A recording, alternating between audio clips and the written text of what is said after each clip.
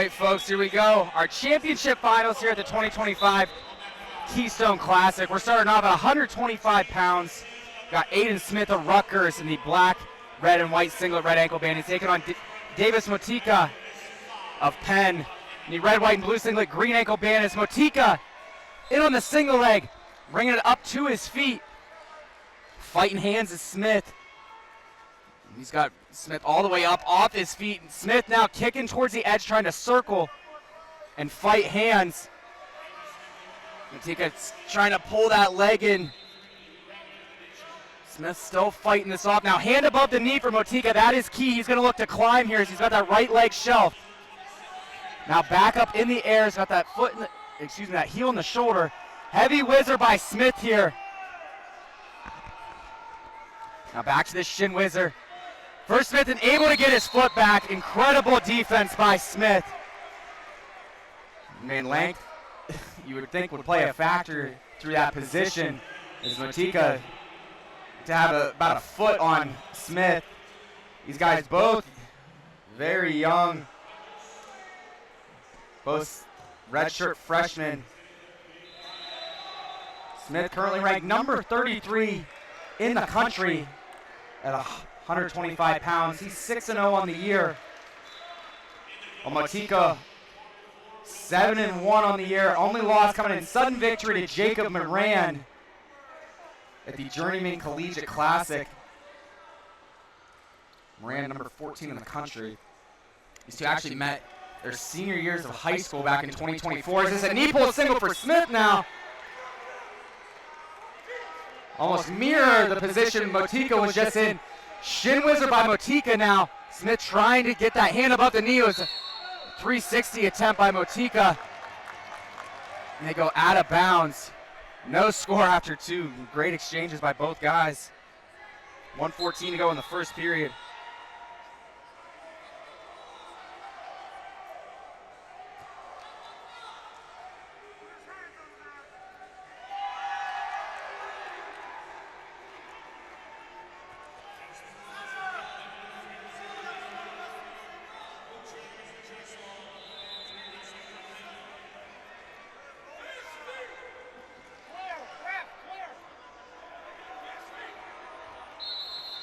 Motyka taking ground, nice overcaller snap. Smith comes up with the underhook. And an over-under position here. Motyka taking Smith towards the line. We got 35 to go in the first. We're gonna get stalemated with 30 on the clock. These guys pretty dominant to the finals. Got two majors and a 5-1 decision for Smith on the way here. Motyka came in the 6th seed here, while Smith the top seed. Went tech fall, 12-7 decision. Now is a nice re-attack. Go behind for Smith. He goes up 3-0 with just 15 seconds to go in the first. He's going to look to ride here. Rutgers head coach Scott Goodell tells him 15 seconds, you got to ride. Motyka gets his hips separated for a second, but nice follow by Smith. Then a roll attempt by Motyka. Smith sensed it, able to drop the weight on him.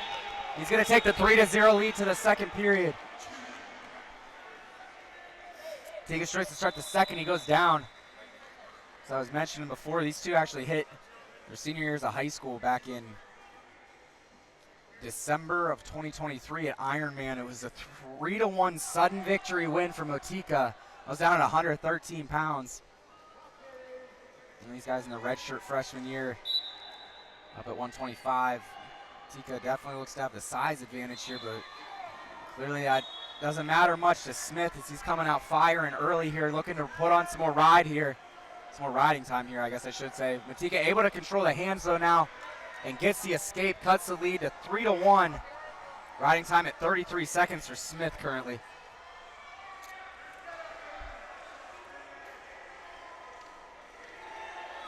Motyka was a prep national champion for Wyoming Seminary, while Smith was a two-time Pennsylvania AA state champion for Notre Dame Green Pond.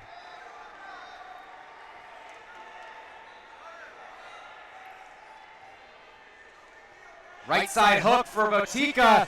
Smith kind of steps over. He's looking to go re-attack. They go out of bounds. A lot of action. Here we got a lot of wrestling to go though. 1:12 to go in the second.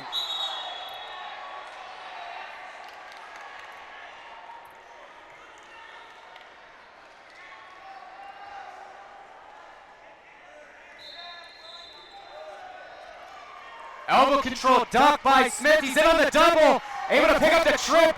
Great hip heist defense there. Almost like a lat drop for Motyka. Now we're in seatbelt wizard position. Motyka keeping it tight here, going hip to hip. Staying heavy with that overhook. And great defense there by Motyka. He looked dead to rights. Kind of a last-ditch effort there by Motyka. Was able to pull Smith up off his legs into that seatbelt wizard position. Slide by attempt from Motyka. Smith catches this left side underhook. Now he's moving forward. Shoots Motyka out of bounds. Action the call. So Motyka went with that wizard kick. Kind of helped him avoid giving up that stall call.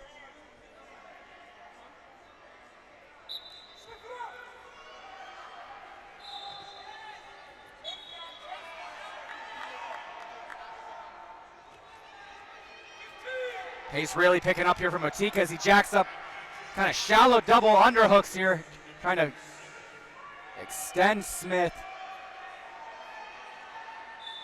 Smith staying tight on those triceps, so burying his head. And that's how we're going to finish the second period. It'll be Smith's choice to start the third.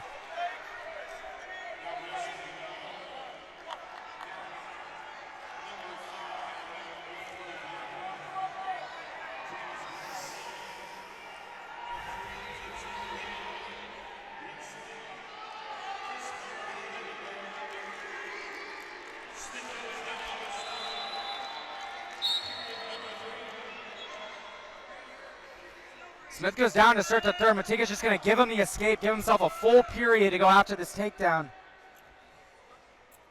Motyka stalking. You saw that speed already a couple times on display by Smith. He has incredible re-attacks. Motyka's got to be calculated for when he fires here. He's trying to go to that far knee pick, and here's a stall warning on Smith. He wisely sprawls and keeps that left foot in bounds. Continues to try to fight in. But a warning on Smith now. He's got to keep that in mind.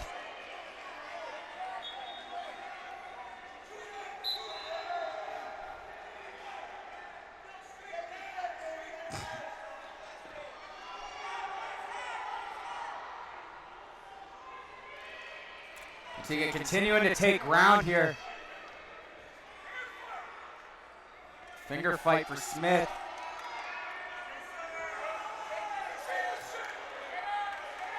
Coach Goodale telling Smith to circle towards the center now. Underhook for Motyka is kind of like an overhook key lock here by Smith. And there's the second warning. There's a point for Motyka. It's now 4-2. Shot by Smith. He's in on the single leg. Whizzer from Motyka. Smith brings it up to his feet. Trying to get behind that heel. Smith keeping himself in bounds here, sprawling out for it. Motyka's going to drag him out of bounds. Going to give up a stall warning there. That's incidental, or inconsequential, I guess I should say. Wise move by Motyka there, give himself some more time, because Smith would have stayed there all day and milked the clock. 30 seconds to go. Snap, throw by attempt by Motyka. Smith evading once again. Motyka's got him towards the line. Now Smith drops it on the single leg as he circles back center. Trying to kick off the armpit here. It's Motyka, he's got the far ankle. Smith able to kick out. Just 10 seconds to go. Motyka still with a lot in the tank here. You know he's gonna come sprinting for Smith here now. Snap, shot by Smith. Staying on the legs wisely. But now neutral danger position. Almost like a Winn-Dixie position for Motyka, but that's gonna do it. Just runs out of time, does Motyka, man. awesome start to these finals, and it's Ayden Smith, the freshman for Rutgers. He's gonna take it 4-2 the final. He's your 125-pound Keystone Classic. 133-pound final here, the 2025 Keystone Classic.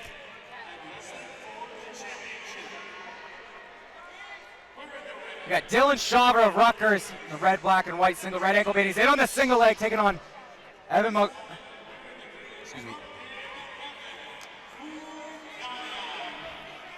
Mougalian for Penn. Mougalian brings it down to Seefeldt Wisler position here, staying heavy with that overhook. Trying to go limp arm is Shawver. Nice job by Mougalian there, but limp arm again by Shawver. Stayed with it, drops it on the double leg, and he picks up the takedown. Official counting. Shawver wisely just staring straight in the official's eyes, waiting for him to get to 4, and he sets his feet out of bounds, knowing that stall warning was coming at a 5 count. Shawver, the redshirt senior for Rutgers, an All-American back in 2024, a Big Ten champion that year as well. Last year, finishing in the round of 12 at NCAAs. He's ranked number 7 in the country at 133 pounds. Mougalian up to his feet. Shawver drops to the ankle, looking to return as he's backside once again. Able to bring Mougalian down. Now left side boot in to Shawver, and he's on the back of Mougalian, looking to bring him down. Mougalian trying to isolate that leg. Shawver pulling him back though. Mougalian, a senior for Penn. First year as the starter here. Off to a 6-1 start to the year. He's the runner-up at the Journeyman Collegiate Classic where he fell at Matty Lopes 3-2. Now Mougalian picks up his escape. 51 seconds of riding time for Shawver.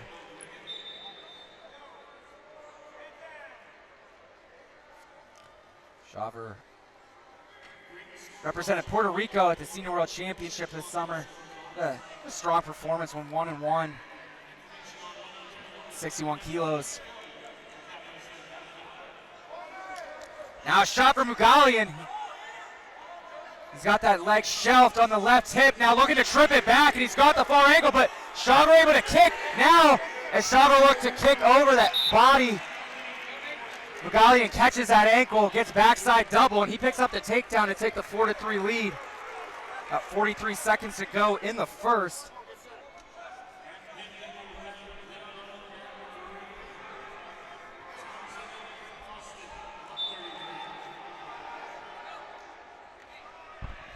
Shawver taking a look at the clock. Mougalian kind of motioned towards the official and telling him to get set.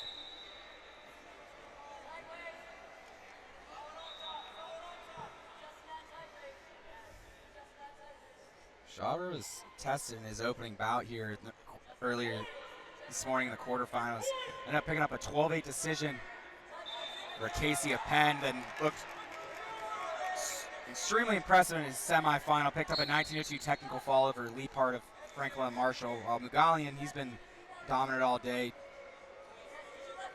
2 falls, and then a 9-1 major decision over Gabe Strickland of Lockhaven. Put him in the finals here. Now he's riding tough with this bar on the left side. He's got Shawver buried on his belly, but now Shawver looking to go elevator foot.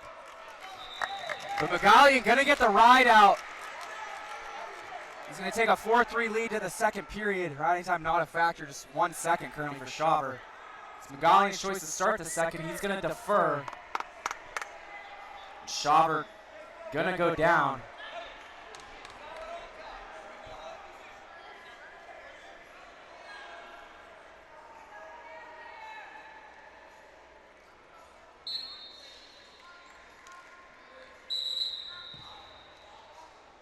A caution on Mougalian.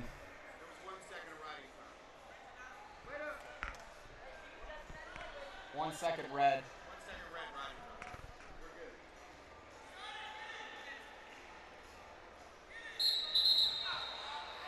There's another caution on Mougalian. So he's got to be careful now.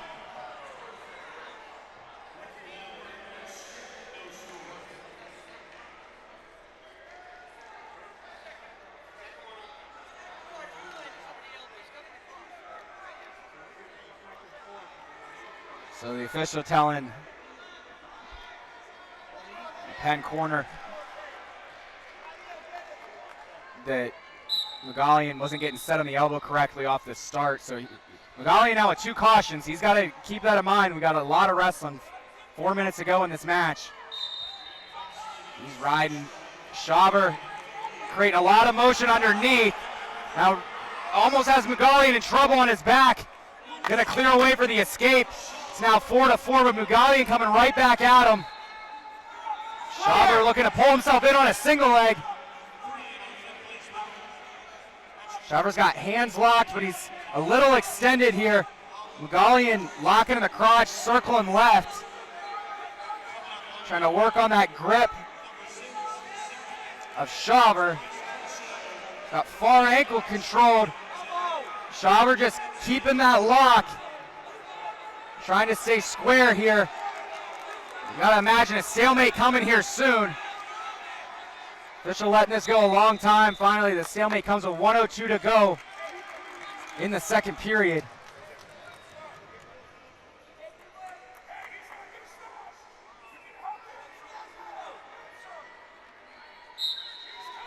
Coach Goodale telling Shawver Mougalian is not going to stop coming at him. He's told Shawver he's got an answer here. And I can attest to that. I watched Mougalian take on Lopes a couple weeks ago. Now he goes knee pull.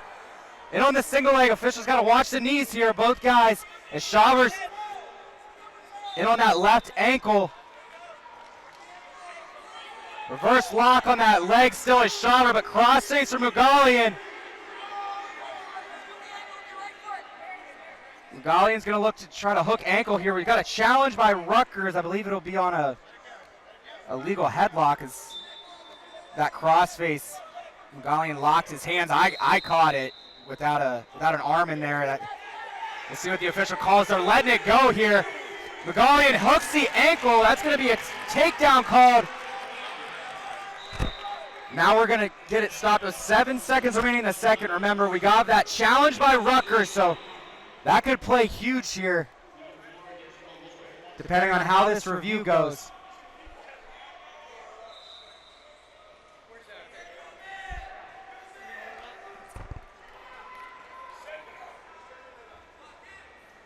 So we're going to go to independent review here.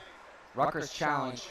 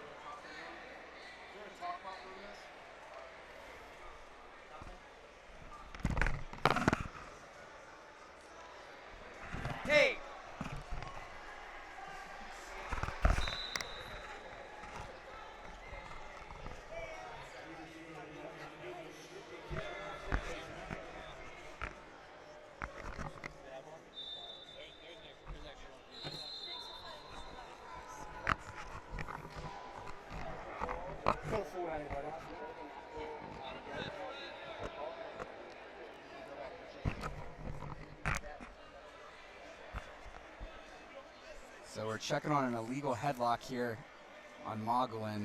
That could change things a lot here, as it currently sits 7-4 in favor of Mougalian. But if we go back to this moment where they're going to take a look at, and they do call this an illegal headlock on Mougalian, that would be 1 point for Shawver. Takedown would go away. It'd be 5-4 in favor of Shawver.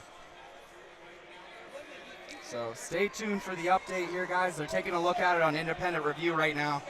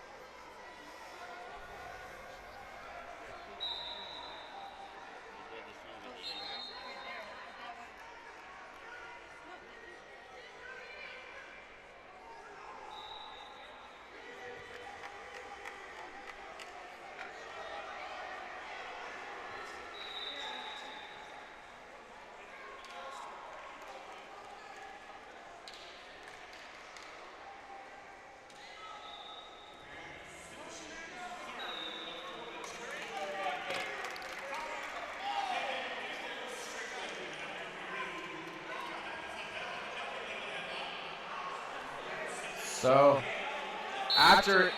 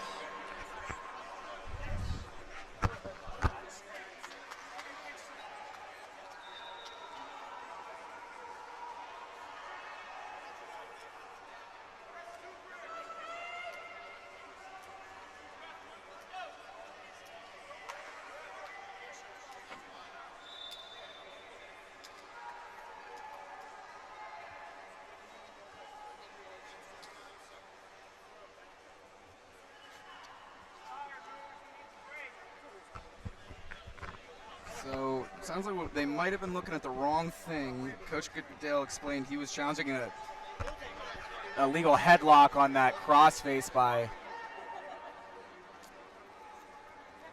Mougalian.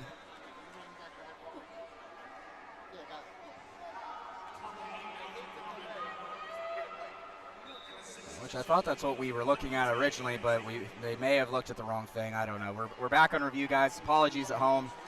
They're going to try to get the...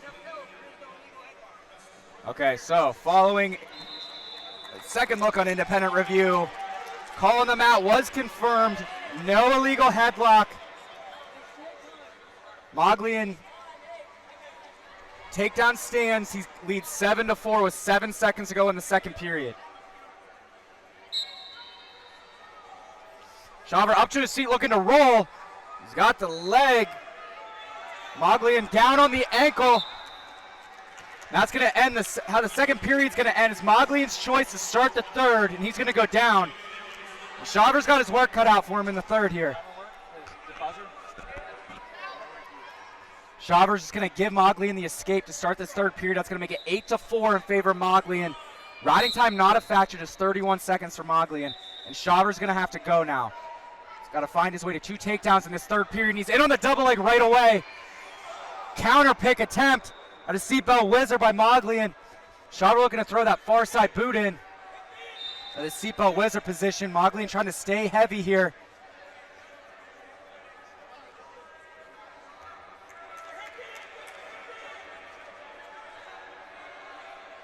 Continuing to fight out of this seatbelt position is Mougalian.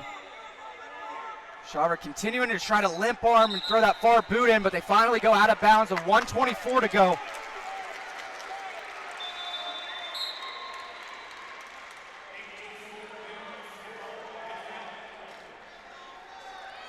Counter attack by Mougalian, had the ankle, but Shawver able to kick it out.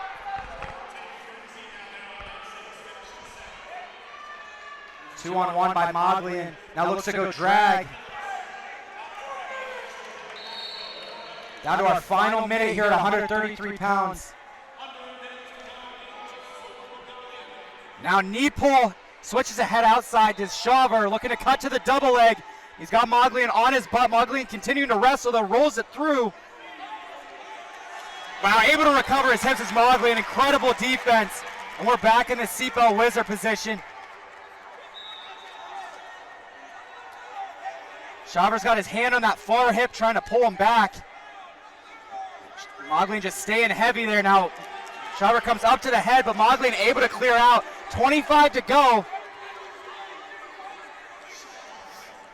Another attack by Mougalian, and man, he didn't shut it down either. He's continuing to attack here the entire match. He doesn't think this is going to be an upset. Another double leg by Shawver. Once again, great hips by Mougalian. Pulls him into the seatbelt position. Mougalian's going to re-attack, and he's going to take Shawver to his back. Mougalian with the takedown to end it. And he has the hometown crowd fired up here in the Palestra. And it's Evan Mougalian with the 11-4 decision over number 7, Dylan Shawver. And he's your 133-pound champion here, the 2025 Keystone Classic. Awesome match. Here we go, 141-pound championship final here at the 2025 Keystone Classic. We got Wyatt, Henson of Lockhaven in the black and white singlet, green ankle band, taking on Joey Oliveri of Rutgers in the red, white, and black singlet, red ankle bands.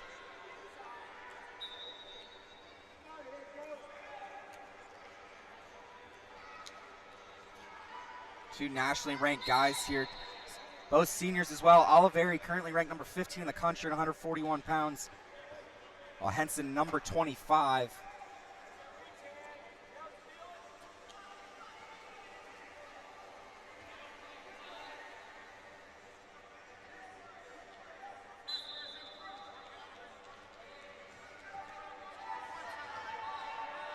Oliveri had a tight match in his semifinal, ended up winning it a late takedown over Nick Blackburn of Central Michigan, won that one 4-1. Henson has kind of ran his way to the finals, had a technical fall, a 7-3 decision over Tahir Parkins of Rutgers, and a 19-3 technical fall for Brenneman of Edinboro to get here.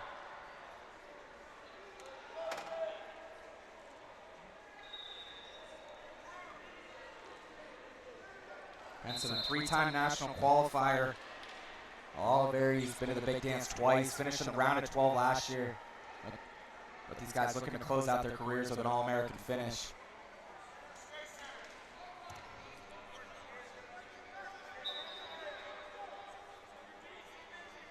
Henson has a high output in his matches.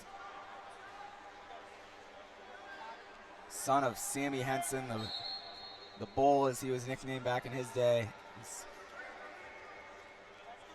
world medalist for the United States. Oliveri, he's a brawler. He likes staying tight in this hand fight. Likes working out a short offense. It's a really good front headlock, go behind, head in the hole. It's the single leg attempt by Oliveri. Henson was looking to re-attack off the down block. Neither able to get in.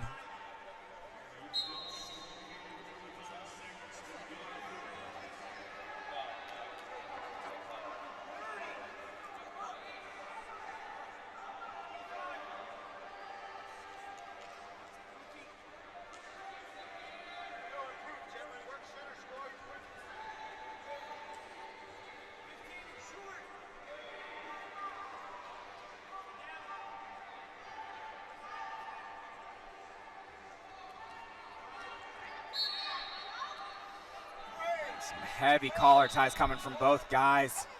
But that's how we're going to end the first period. Scoreless after one here at 141 pounds.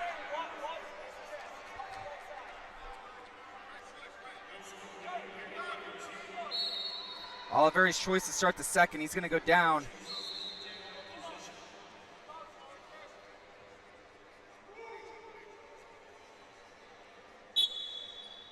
Oliveri up to his feet right away.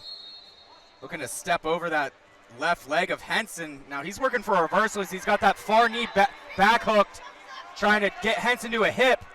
Henson trying to stay strong in that base, able to recover, but Oliveri's going to earn his escape.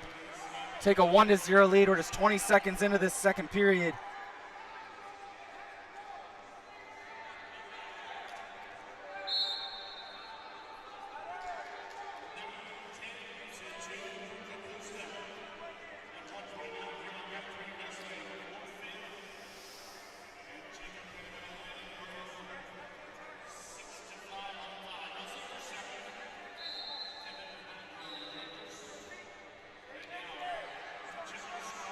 See what Oliveri's doing with his right hand there, kind of throat block on the over tie.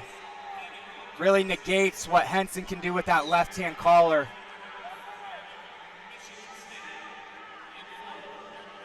Going over tie and keeping that right hand right in the throat of Henson, kind of keeping him at bay. Won't be able to use that left side collar. Now it's knee pull single leg for Oliveri. Bring it up to his feet, trying to step behind that leg. Henson fighting the hands. Blocking with that right leg, trying to get his foot back to the mat. Now trying to go backside is Oliveri. Shin whizzer by Henson. Now Henson looks to kick out, and he's able to, gets that leg back. Able to get back up to his seat. He's circling bounds. 15 seconds to go in the second. Good attack by Oliveri, but Henson stayed patient on his defense.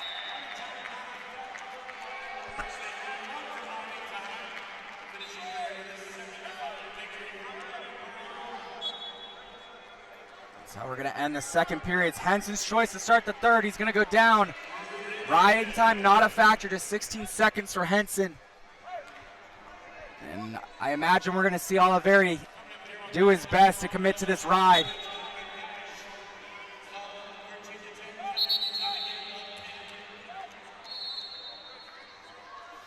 But Henson up to his seat, gets his escape just 8 seconds in. We're tied at 1 with 1:48 to go in the third.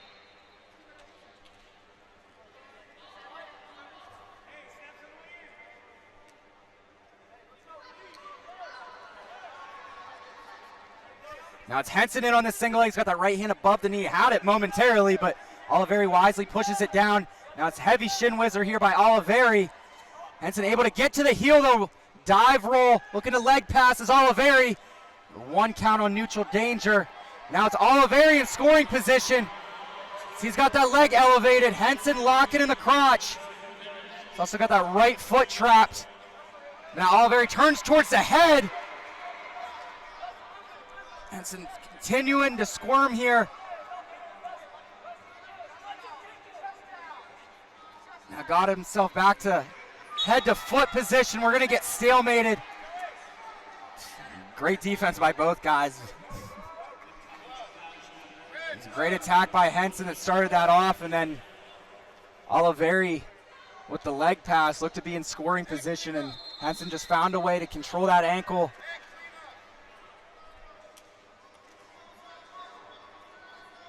We're going to get got blood here on, I believe, both guys. Actually, no, it looks like Oliveri's chin's bleeding. We're going to clean up the mat a little bit here as well before we get back to action. Just 55 seconds to go, tied at 1. Nothing separating these two.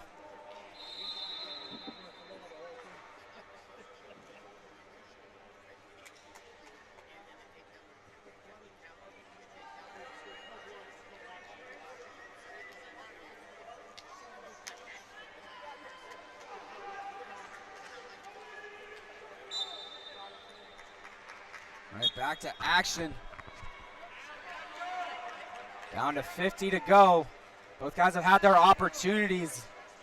Both guys have shown off their defensive prowess.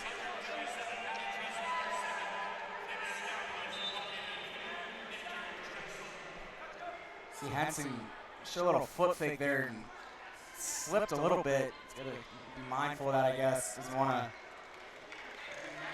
something silly like that costing him. And now fake and single leg by Oliveri. Was Henson looking for the re-attack as he slid off.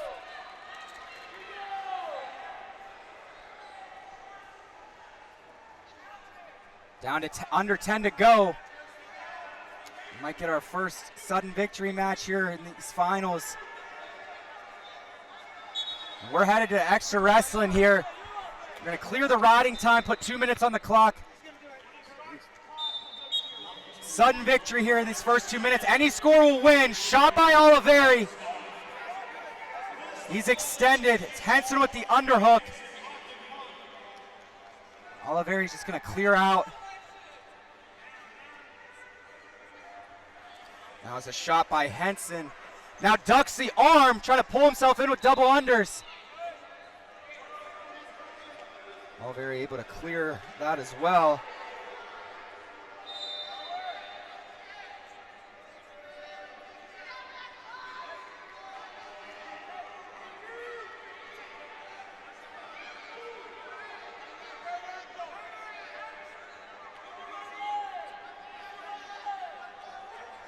Now single leg by Henson once again. He's got his hands locked. Roll by Oliveri once again, able to get out of it. Now it's Oliveri with the re-attack. He's got cradle locked up. Gonna go suicide roll, foot in bounds, and there's a takedown for Oliveri, picking up near fall.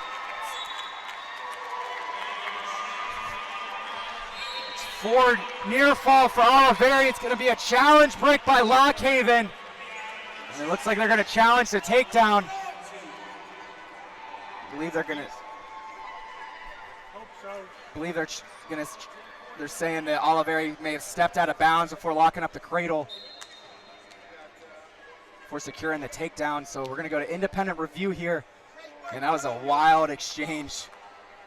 Oliveri went from being dead to rights to back in and locked up that cradle. See if it's held up here in review.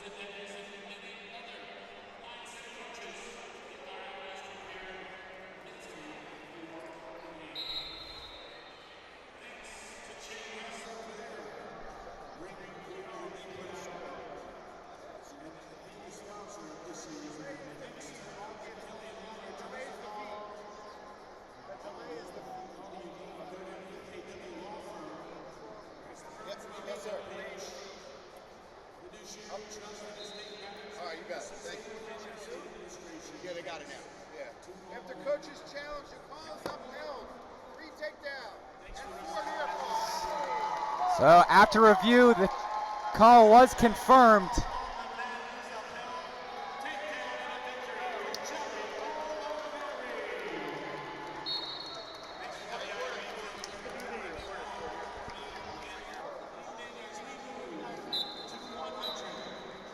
Here we go, 149-pound final here at the 2025 Keystone Classic. We got Cross Wasilewski out of Penn in the red, white, and blue singlet, green ankle band.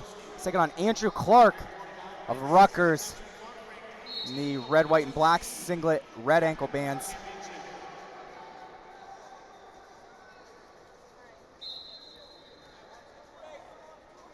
Wasilewski, sophomore for Penn, ranked number 6 in the country at 149 pounds. Clark, a redshirt senior for Rutgers.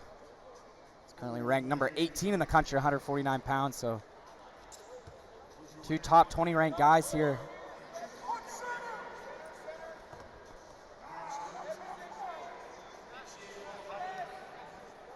Wasilewski, he's like the Terminator, man. He just keeps coming at you, nothing fancy.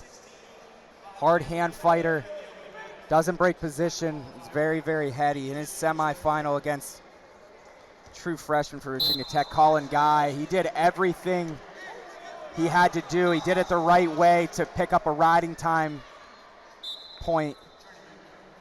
Ended up winning 2-1. Had very stingy defense all throughout the match. His guy was very close to several takedowns. And Wasilewski did everything he had to do to get over that minute of riding time in the third period to kind of clinch that victory with it. Wasilewski finished in the round at 12 last year as a freshman, 149 pounds at the NCAA tournament, while Clark's a two-time national qualifier for Rutgers. One's back in 2023 up at 157 pounds, and last year after taking a medical redshirt year. Qualified at 149 pounds. Wasilewski moving forward. Clark burying the head in that shoulder, keeping head position. Wasilewski's just keeping Clark on the edge here.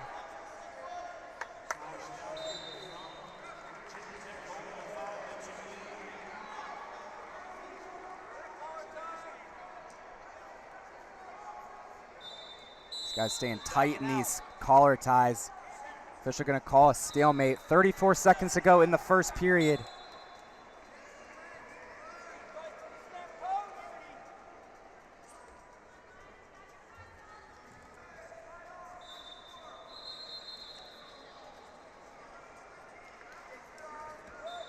Nice level change.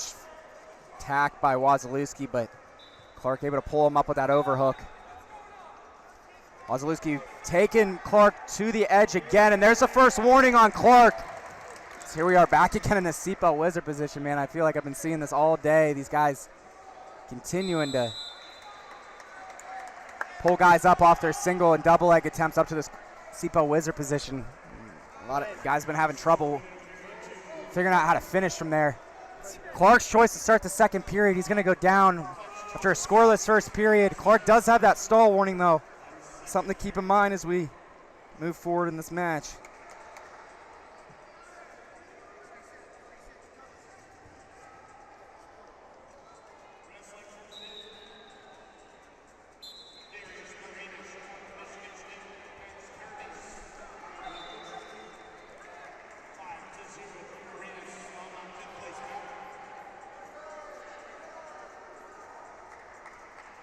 Clark up to his feet. And that's what I'm talking about. Wasilewski, very wise for a sophomore.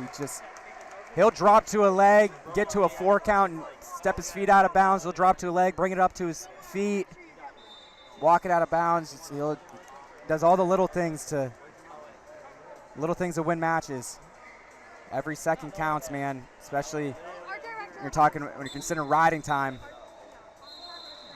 Chop off the whistle by Wasilewski, looking to go single wrist. Knee slide by Clark. He's up to his feet.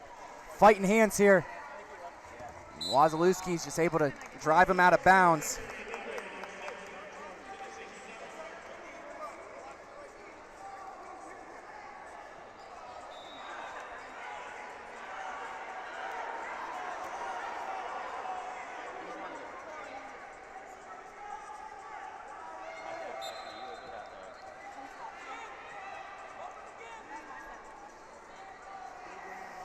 A claw ride for Wasilewski, just staying heavy on that right side, bringing a lot of pressure down.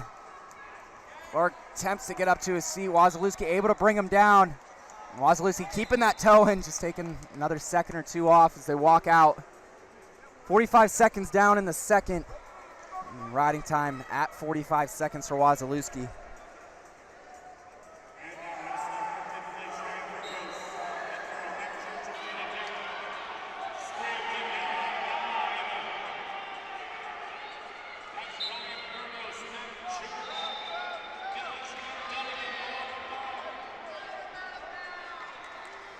Roll attempt by Clark. Wasilewski follows it, drops that leg and drives him out of bounds.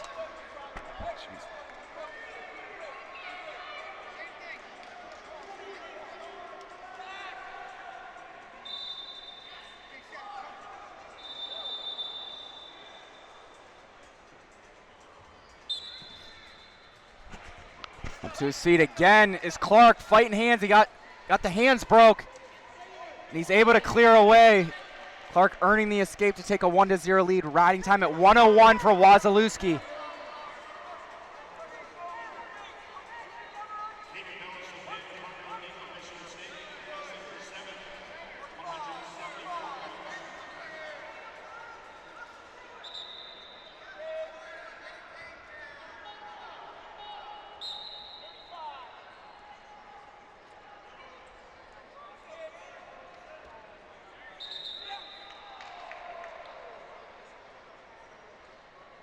Nice post by Wasilewski, head outside, looking to get to the double leg. Chest lock and split here by Clark. Wasilewski trying to get him to his butt. He's got to keep circling towards the feet. Short time to go here. Fisher going to award the takedown. Clark with this chest lock. That's how the second period's going to end.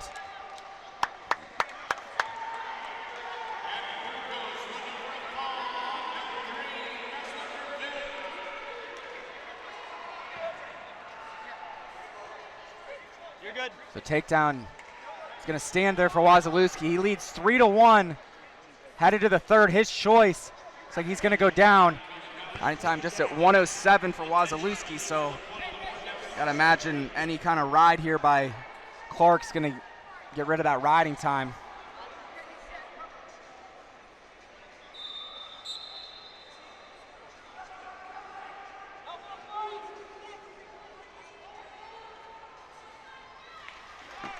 There's the escape for Wasilewski. Riding time under a minute now at 58 seconds. Wasilewski with the 4-1 lead. So a takedown ride out here for Clark could force sudden victory. Nothing else changes. Clark does have a stall warning. Wasilewski, no warnings thus far. Little smack of the knee there by Clark. Let's see if he changes his level and really commits to that attack. As I said though, Wasilewski, man, he does a really nice job just not breaking position. Just keeps those heavy hands, head in the way. Down to a minute to go. As Wasilewski looking to circle out of this front headlock. Clark trapping that left elbow of Wasilewski, and we're going to get stalemated with 50 to go. How is that a stalemate? Why is that a stalemate?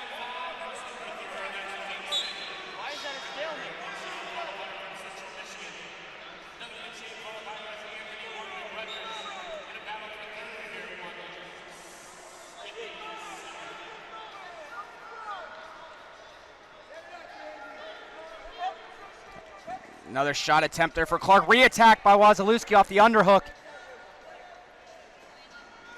Heavy overhook whizzer here by Clark. Yeah, fight the knees here. Wasilewski, man, you don't mind spending some time here, keeping himself in bounds. Come on, stall. And he's gonna shoot Clark out of bounds. Come on. That's one. There's the second warning on Clark. That's one. It's gonna make it 5-1 in favor of Wasilewski. Wasilewski just points at the line as Clark was not happy with that stall warning. Wasilewski just tells him to get on the line. Get the major. Down to 5 seconds to go. Shot attempt by Wasilewski. And that's how this one's gonna end. 5-1 the final here. Cross Wasilewski getting it done for the Quakers. And he's your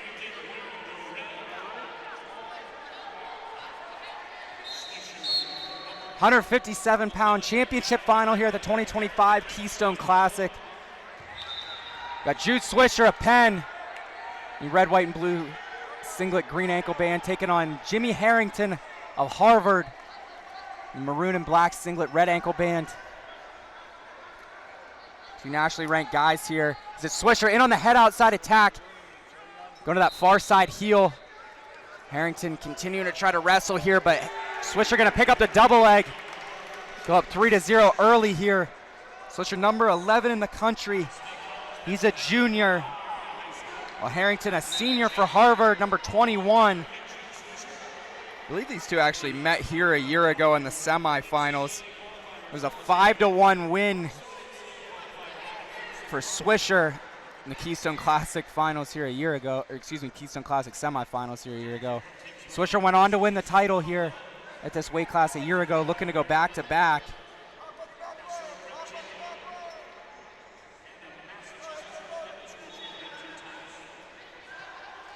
So actually hit at the NCAA tournament as well. It was a 19-4 technical fall win for Swisher. It was actually Harrington's last match of the season last year. Swisher competing for the first time this year today. He's been dominant. 2 technical falls and a 15-2 major decision in his quarterfinal before picking up a 7-4 decision over number 25, Mason Schrader. Led that one a pretty wide margin until late. Schrader made a late comeback attempt. Harrington has gone 9-0, but it's Swisher with the bar in half. He's looking for the fall. Got myself caught up on results. Wasn't paying attention to the action. Swisher not wasting any time as you see him giving a smile to the camera. And there's a fall for Jude Swisher.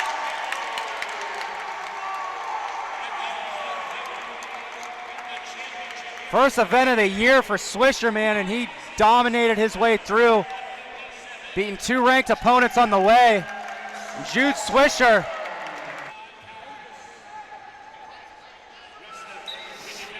£165 championship final here at the 2025 Keystone Class. We've got Ryan Burton in the gray digi camo singlet out of Virginia Tech. In green ankle bands, he's taking on Sean Seefeldt of Penn in the red, white, and silver singlet. Red ankle bands. Burton, a true freshman for Virginia Tech, ranked number 11 in the country at 165 pounds. Seefeldt, a junior for Penn. First year in the starting lineup here for the Quakers.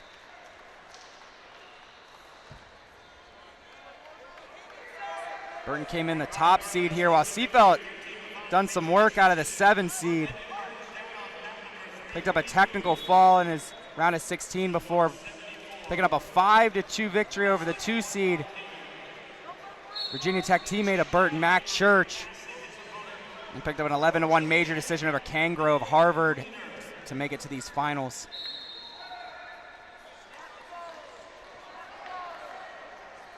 Burton had a pretty exciting semifinal, won that one over Andrew Barbosa 9-6. Trailing 4-1 going into the third, I believe, and was able to pick up 2 takedowns after not being really close to one the first 5 minutes. Impressive victory for Burton.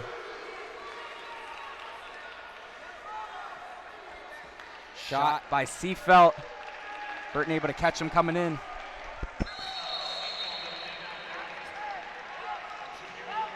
I mentioned Burton, just a true freshman, one of the blue chip 2025 class of 2025 recruits for Virginia Tech, and they threw him right out there. He's a 2-time New Jersey State champion out of St. Joseph Regional, Super 32, Powerade, Beast of the East, escaped the Rock champion in high school, so clearly ready. Put on a good performance last week, the national duels, where he was able to pick up 3 victories in 5 duels. Down to 45 to go and scoreless in this first period.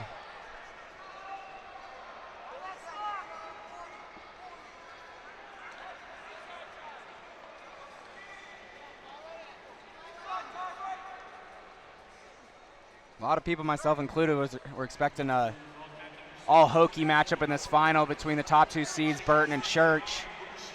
Thought that was going to be kind of a wrestle-off to decide the solidified starter at this weight class for Virginia Tech, but Seefeldt didn't really care. He spoiled the party there, defeating Church in that quarterfinal.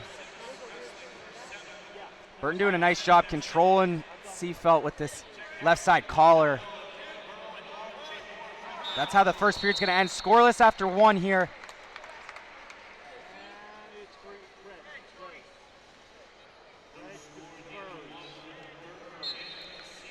Seefeldt's choice to start the second, he defers. Burton's gonna go down.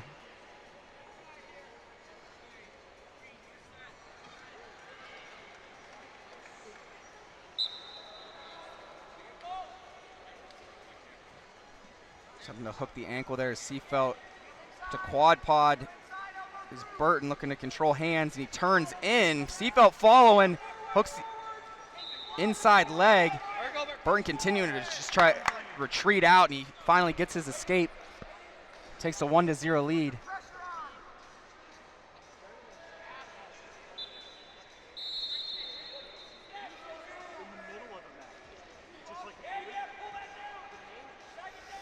Seefeldt Pulling Burton down with his front headlock, kind of a football tie. As you see the right collar and had that left hand on the chin.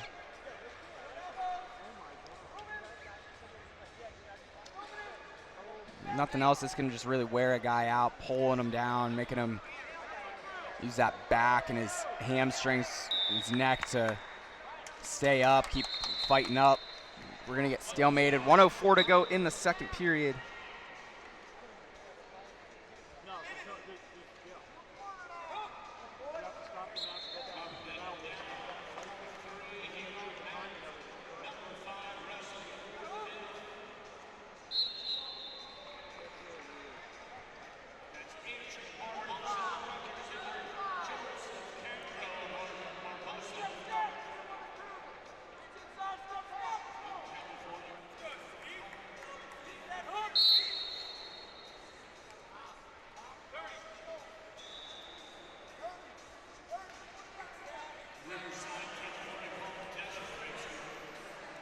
Down to 20 to go.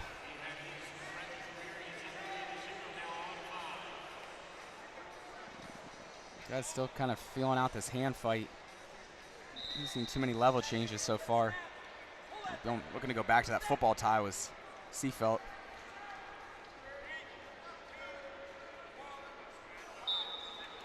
That's how we're going to end the second period. Seefeldt's choice to start the third. He's going to go down. Burton with the 1-0 lead. Riding time not a factor. It's just 17 seconds for Seefeldt. There's a caution on Seefeldt underneath. This is first.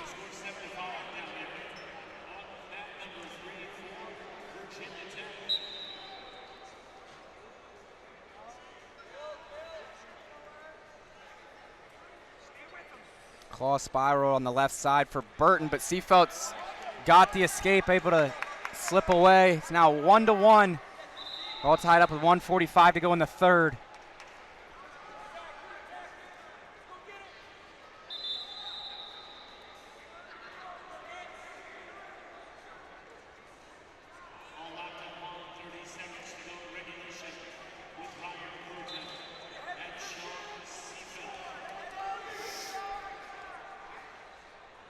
Watch Burton out of that left side underhook, man.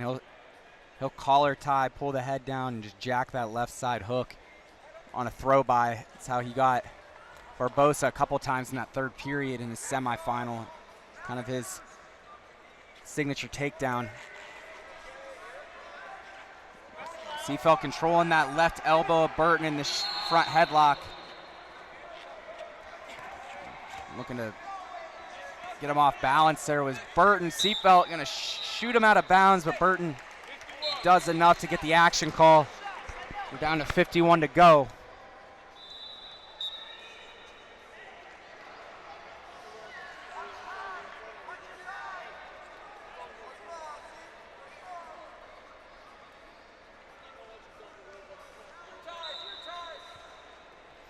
Post single leg by Seefeldt. Was in pretty deep originally, then Burton able to slide off. Now Burton looking for the go behind, but Seefeldt drops it on the single leg once again. Head under the knee for Seefeldt. Burton with the near ankle. Official gonna watch that knee. Burton's just gonna keep it right there in case he needs it for that potentially dangerous call. Restart with 18 seconds to go in the third. Nothing changes here. We're gonna head to some more extra wrestling here.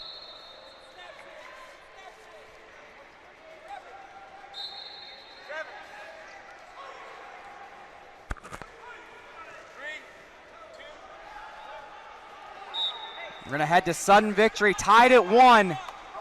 And clear the riding time, 2 minutes on the clock. Any score wins here in this 2-minute sudden victory period. See who's gonna pull the trigger.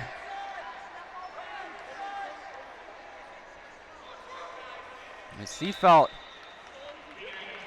he's gotten close on a few attempts so far in this matchup.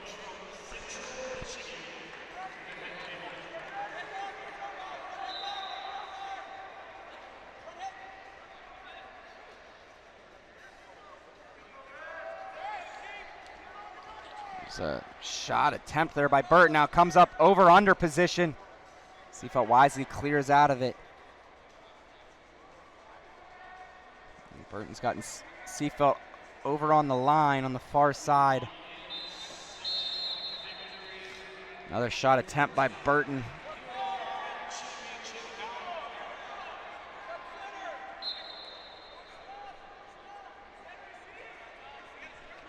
Down to just 60 seconds left in sudden victory now.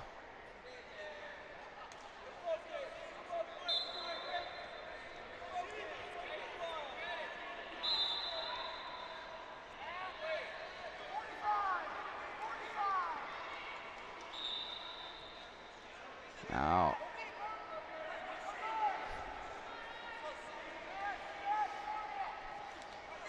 slide by attempt by Seefeldt. Now it's Burton. Just looking to get strong there. He looks to go inside trip. Underhook for Seefeldt though. Down 25 to go. These guys getting a little bit dynamic now. Shot by Seefeldt. Burton just sliding off.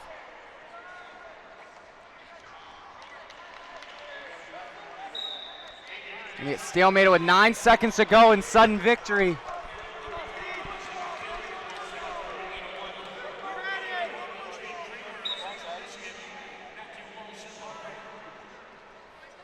Hey, only up from here,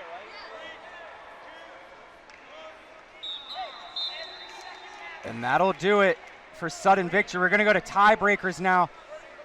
Burton's choice, he's gonna defer to Seefeldt. Seefeldt's gonna go down to Virginia Tech assistant coach Zach Tonelli in the corner for Burton, telling Burton every second matters here. And he's right, riding time comes into factor. Both guys will get a 30-second opportunity for their choice. If we're still tied, riding time wins. Whoever has more riding time wins the match. Couple roll attempts, we go out of bounds. 8 seconds of riding time for Burton with 22 seconds left in this first tiebreaker period. And this is where the top guy almost gets an advantage if he's on top in this first 30-second tiebreaker. So he knows exactly what he has to do in that second tiebreaker then in order to win the match. But nice job by Seefeldt to earn that escape. 14 seconds of riding time for Burton. And he takes the 2-1 lead. It'll be Burton's choice in this second 30-second tiebreaker. Seefeldt's got to ride for 14 or more seconds, at the very least.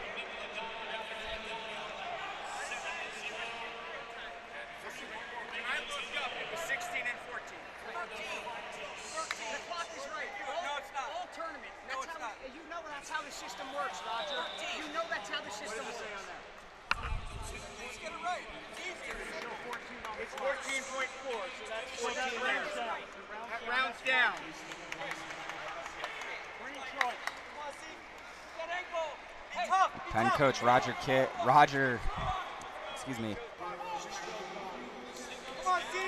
Penn coach is questioning the riding time, saying only 13 seconds for Burton. There's a caution on Seefeldt.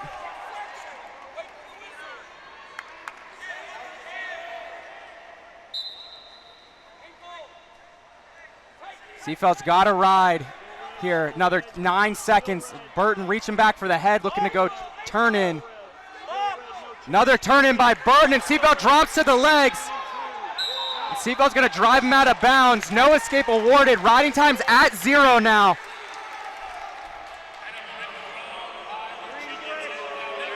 We're going to get a challenge by Virginia Tech now. They want the escape awarded here for Burton.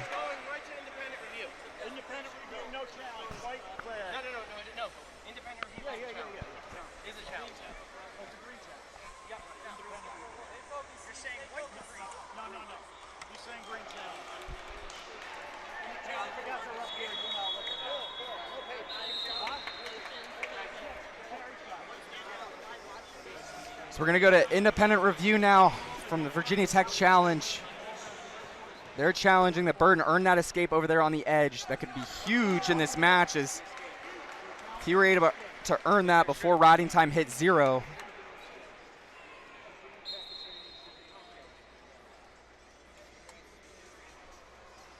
So independent review team up there is going to take a look at it and Well, I'll be back to you with the results of that here momentarily.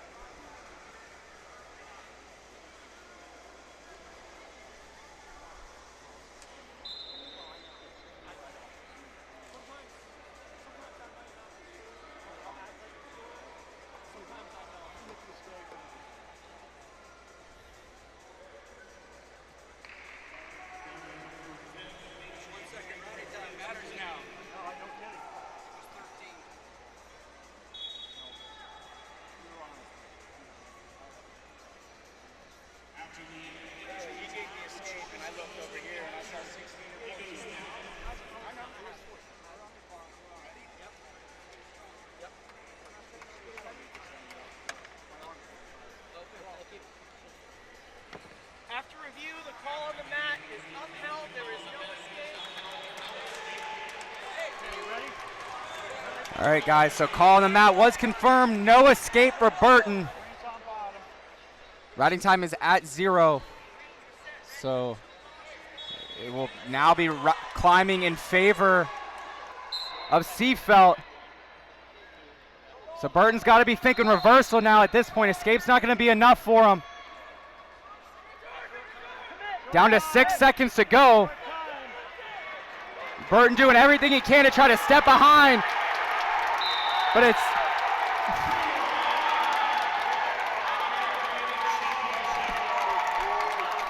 Sean Seefeldt of Penn. Man, Penn's having themselves a day in their home gym. Sean Seefeldt, the 2-1 tiebreaker victory over Ryan Burton. And these are 174-pound championship final here at the 2025 Keystone Classic. It's Lenny Pinto of Rutgers in the red, black, and white singlet, red ankle band, taking on Jasiah Queen of Drexel in the black, yellow, white singlet, green ankle band. Pinto number 5 in the country, 174 pounds, a senior. And Queen number 17 in the country, 174 pounds, just a sophomore. Pinto rocking with the new team this year. Spent his first 3 years of his career with Nebraska, where he's a 3-time national qualifier. Fell in the blood round the last 2 seasons, I believe. Has failed to reach the podium yet, but man, he's got a lot of great wins in his career. And definitely has the ability to be a national finalist at this weight class, realistically, man. Pinto's kind of put that on display a couple weeks ago in the All-Star Classic against number 2 ranked guy Simon Ruiz. Pinto went up early 6-1, I believe, on Ruiz. Ended up losing the match 7-6. Kind of ran out of gas, it seemed like, but Pinto's that skilled despite not reaching the podium yet in his career. Queen in his own right, very, very, very athletic, hard to score on, and you see that with that re-attack showing off the speed, but Pinto, nice hip heist as Queen was 98% behind on that go-behind. Queen a national qualifier last year as well at 174 pounds out of the EIWA.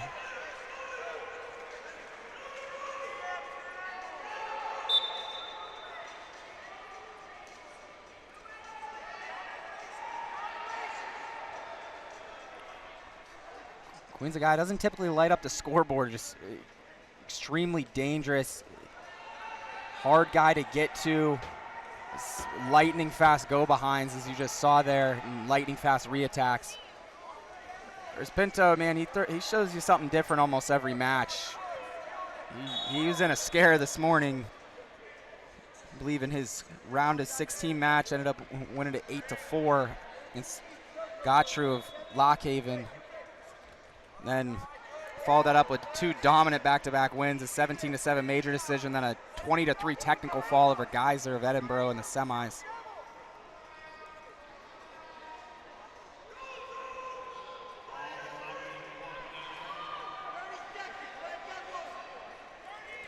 Shot by Pinto, he's in on the legs. Body lock here for Pinto, double over Sir Queen. See if somebody goes for it here. Pinto looking like he wants to retreat out of here. Queen keeping him pinched here with this lock. Just 10 seconds to go in the first. If we see either guy commit here, as it's Pinto, he drops it on the single off the whip. We're gonna run out of time. And mat area as they kind of run to the next mat over.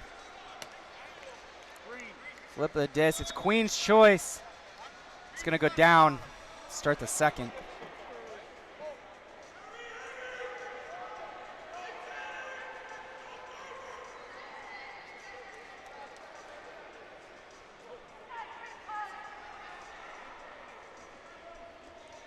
Pinto gonna get set on top.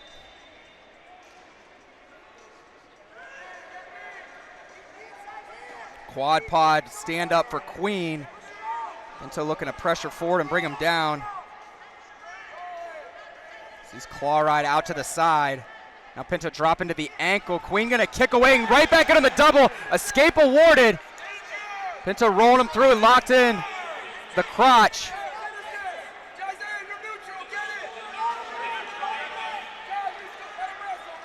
Queen down on the single. He's gonna wanna try to hook the ankle here and continue to advance his position. Don't wanna get a stalemate here. Pinto's locked in the crotch. And it looks like we're gonna get stalemated now. 1:16 to go. Nice job by Queen though. Lightning fast. Kind of hip heist to the escape and came right back in on the double leg. I don't even think Pinto knew the escape was awarded, as you saw him kind of hesitate to lock around the waist, went to the crotch lock instead. I don't want to put words in his mouth though. He very well may have been aware and just thought better to lock in the crotch.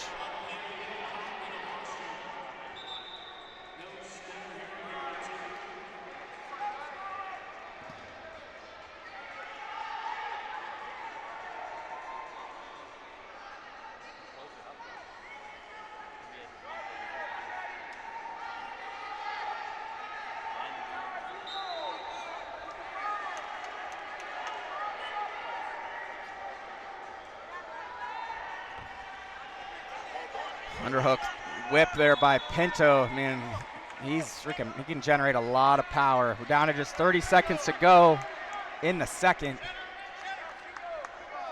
It's like one of the few guys at this weight, I would say, that can match Pinto athletically. See Pinto kind of break stance there.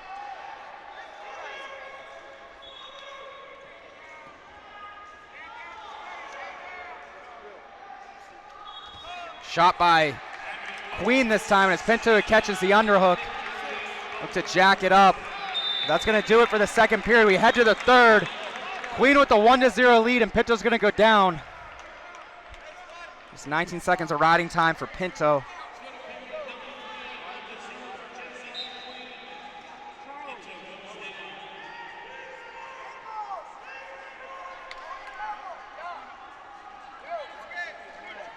Queen just gonna give Pinto the escape to tie it at 1. Didn't want to go on top, maybe at risk of giving up a reversal.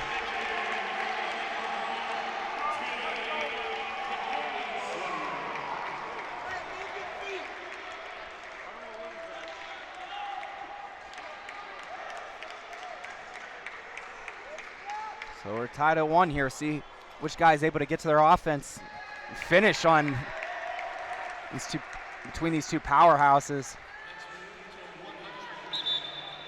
Headgear goes flying off for Queen. Give him a second to put that back on.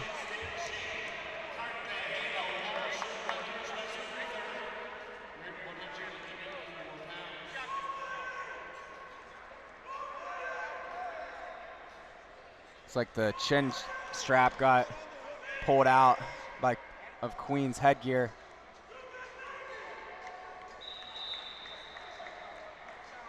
If he just did that by himself, that is extremely impressive because, man,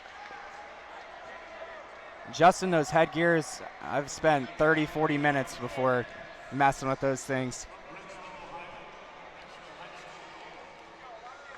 Yeah, he did do that all by himself. 5.5 minutes into a wrestling match, too. That's impressive.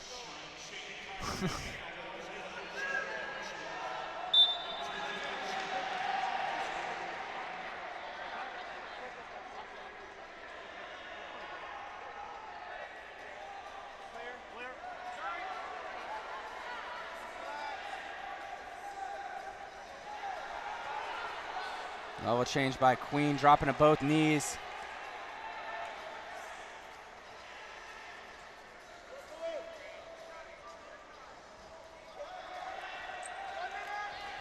Well, outside step attempt there by Pinto. So we go under 60 seconds to go in the third.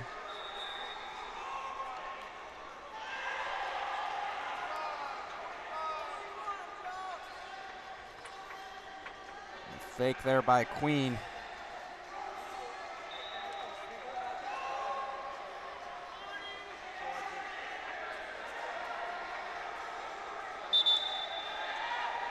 Like Queen just caught a incidental poke to the eye there. Pinto telling the official. Queen keeps kind of hitting him in the head.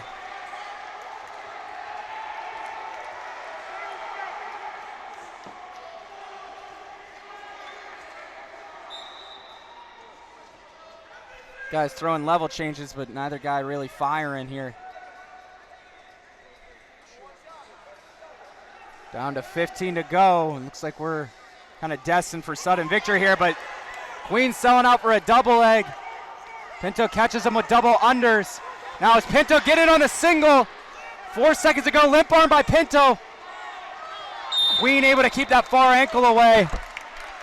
And we're headed to sudden victory once again here. 2 minutes on the clock. Riding time cleared. Any score wins here in sudden victory.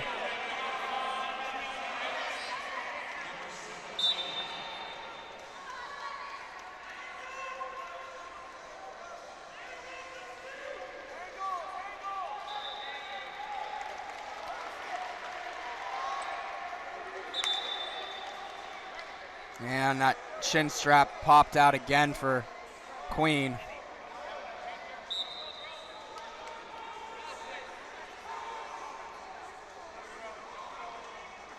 So we're gonna get a swap out here. This always makes me question if these things are gonna fit when they do the switcherooski. These things aren't one size fits all, unfortunately. Queen said it looks good enough for him. So we're going to get back to it. Different headgear for Queen, but 1:45 to go in the third. Queen picking up his motion here. Coming into Pinto a little bit more. Swing single kind of feint there by Queen. Now a double leg by Queen once again. Pinto catches it with his underhook. Queen keeping his head buried right in that ear of Pinto, taking away any leverage he could have off this underhook. Pinto's gonna try to jack it up anyways. Now going back to this body lock and double unders. Queen looks really comfortable in this double overhook position though. We've been here a couple times. He seems pretty unbothered by it. Down under a minute to go and sudden victory now.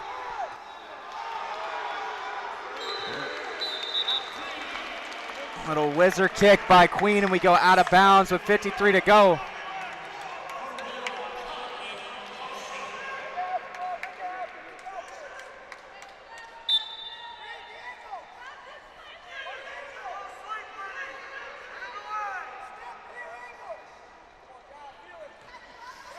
Elbow pull there by Queen. Pinto able to circle out.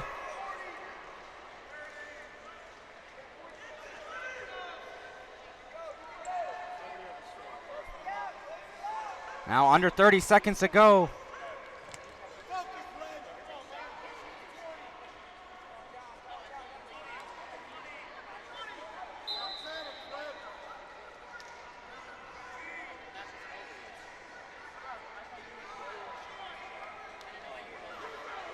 Another double leg by Queen. Pinto looks to throw it by with that hook. Short time to go here. And we're gonna head to tiebreakers here at 174 pounds. Back-to-back tiebreaker matches here in our finals. Queen's choice first. Looks like he's gonna go down. Once again, gotta pay attention to riding time here.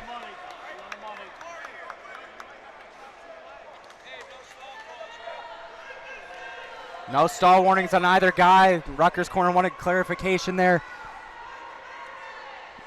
And we're gonna see Pinto really commit to this ride. Have to in these tiebreakers, man. Every second makes a difference, but Queen's up to his feet right away. Kind of spazzing out there is what I call it. You just start shaking, trying to turn in. Pinto down on the ankle. You eat a stall warning here if you're Pinto to get more riding time. Kept up on the seatbelt. Now pulls down to crab ride, does Pinto. Queen trying to get that foot elevated and turn in for a reversal. Looks like that 25 seconds of riding time, just 5 seconds to go in this first tiebreaker period. If you're Pinto here, you get this full ride out. You can go neutral in that second tiebreaker. You have the match-winning point with that 30 seconds of riding time. Queen up to his feet again, just 3 seconds to go. He's close to the reversal. It looks like there was separation there for Queen at the very least. I don't know about a reversal, but to me that looks like at least an escape. And we're gonna go to official review here to look at how much time was on the clock.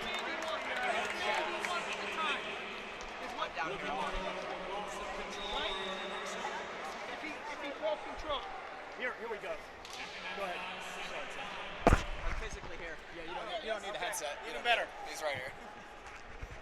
Where do you want to be? Right there.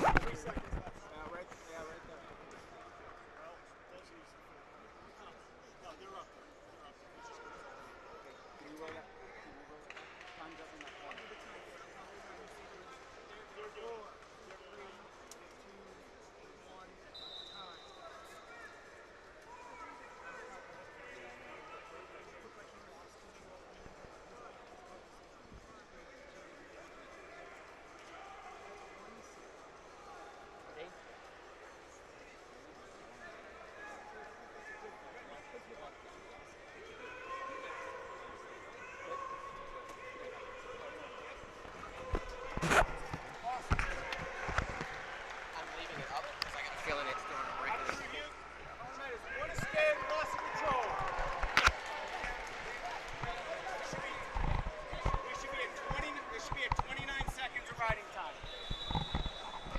All right, folks, so after review, call was overturned. They're gonna give the escape for Queen with just 1 second to go in that first 30-second tiebreaker. So riding time's gonna sit at 29 seconds in favor of Pinto. This is gonna force him to have to go down here, which is huge if you're Queen, because you ride this out, you win the match. Queen with a 2-1 lead. Pinto, 29 seconds of riding time. Ride out here for Queen would win the match. Pinto rolling, a 1 count there, and Pinto's out. But we got a break for Drexel. Official letting this one go. Headlock attempt for Queen. And they go out of bounds, no control there, but we got a challenge by Drexel. Looks like we're probably gonna have to check for that. So we're gonna go to another review here. This will be independent review. Looks like Drexel's challenging for near fall here. So they're gonna take a look at it now.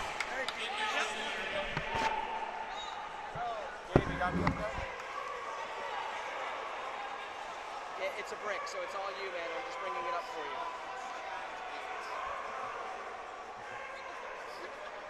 No. Drexel's challenge wanting near fall. It is here live. You're watching it live. Go ahead. It's up for you. You're going. You're live. It's all you. You're going back too far. This is the first video review. You want to be in that one, or you trying to be in the next one? Yeah. So hold on. Well, no, it's in the second. This one. Multiple second 30s. Drexel's throwing a challenge for wanting backwards. Before that, no, he's got it. I know that.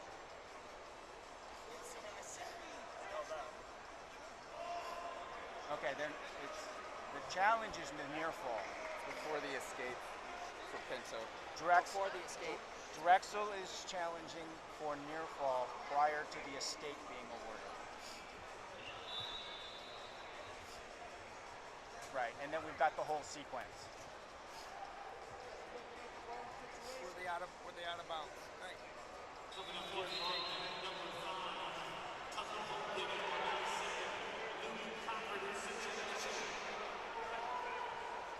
Want me to drive it?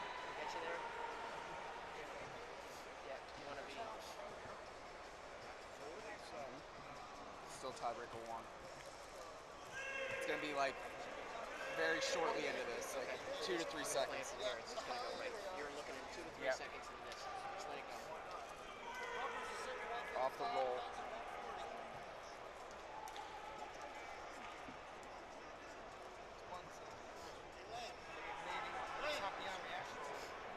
He created the action himself.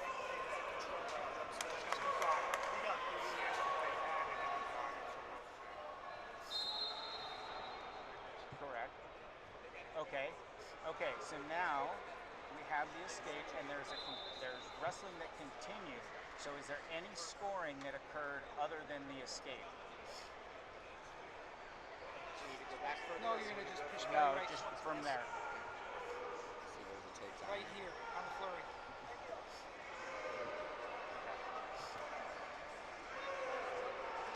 Okay, but he needs to talk to Kenny about it. So pause it.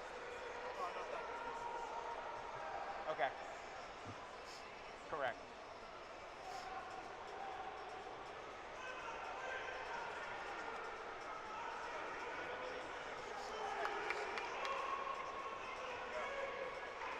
Yep, okay, so everything stays. Okay, sounds good. Thank you. Appreciate it.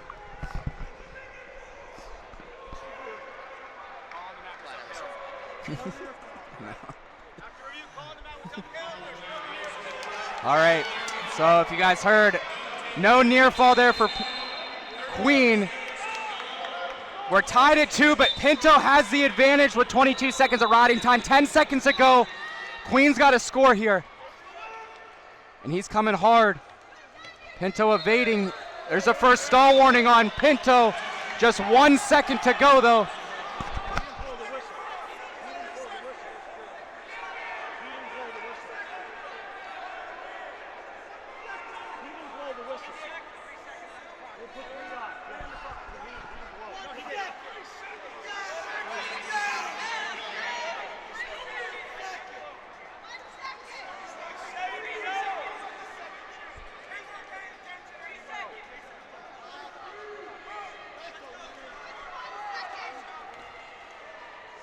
Caution on Queen. We put 3 seconds back up on the clock.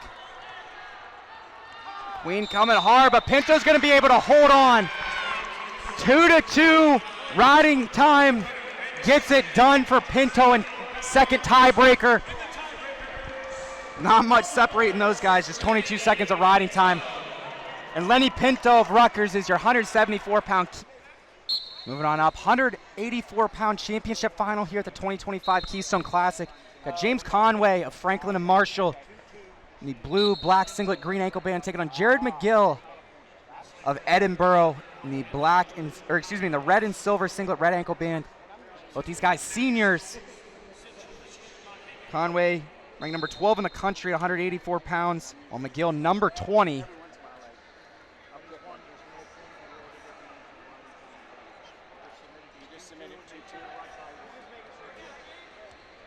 working out an over-under here. Conway looking to kind of lat whip, thigh pry.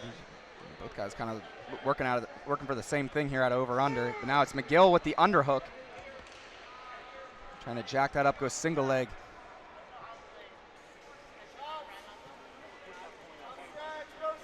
Conway was a national qualifier back in 2024 before taking a red shirt last year.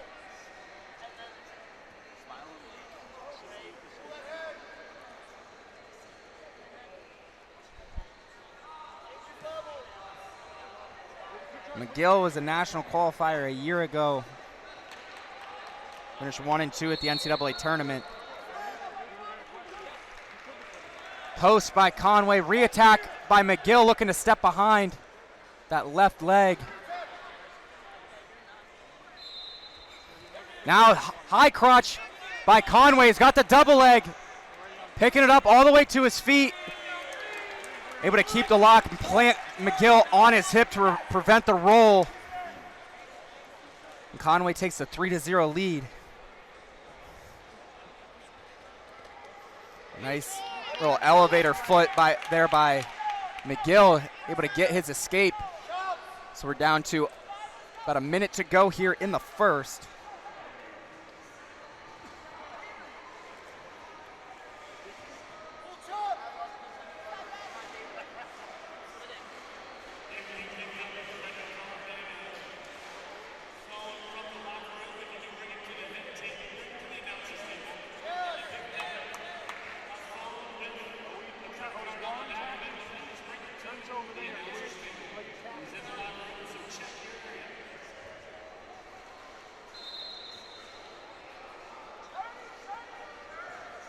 Down under 30 seconds to go.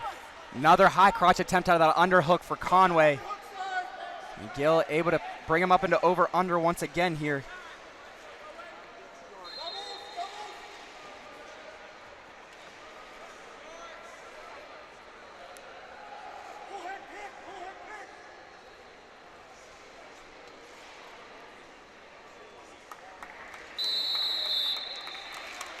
That's how the first period's going to end. 3-1 in favor of Conway. Also got 14 seconds of riding time. McGill's choice to start the second. He's going to go down.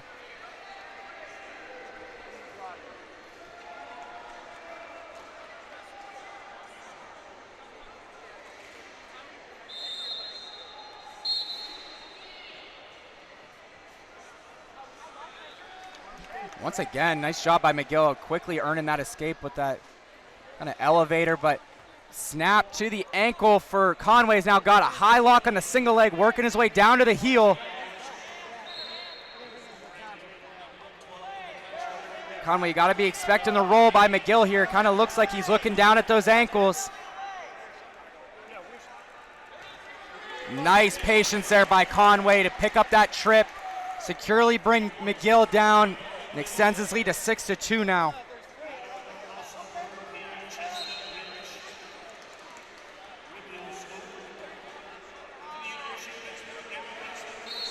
Roll by McGill, Conway follows, and they go out of bounds. No escape awarded.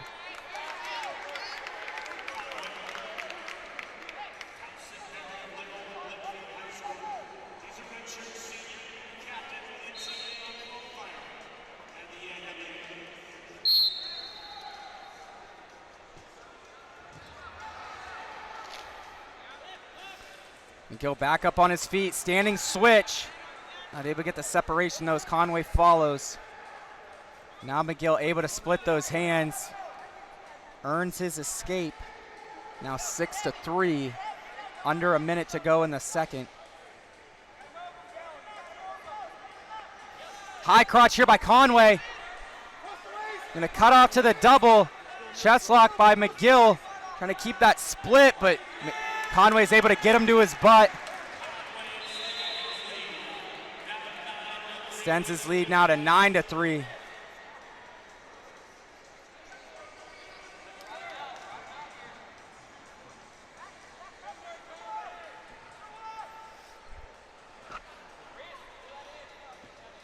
Single wrist ride now, ankle trap for Conway, able to get McGill down to his belly. He's got that arm across the back to the far hip, and McGill's not going anywhere from here.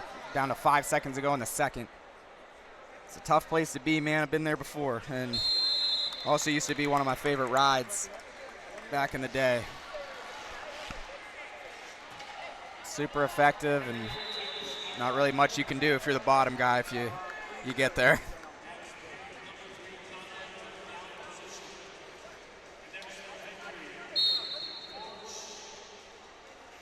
Conway starts down in the third period.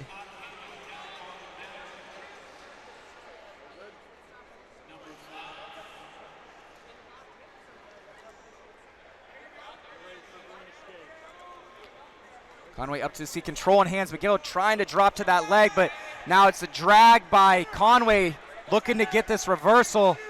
He's got two hands on this foot, trying to pull McGill in. Riding time still going down as McGill is still technically on top here.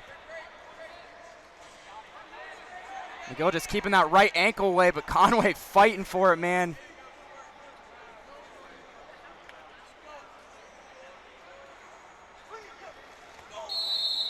McGill able to avoid giving up that reversal, but an escape for Conway. 10-3 the lead for Conway now, 1:11 to go. Riding time back down to 41 seconds after that long exchange. McGill is able to bring that riding time down.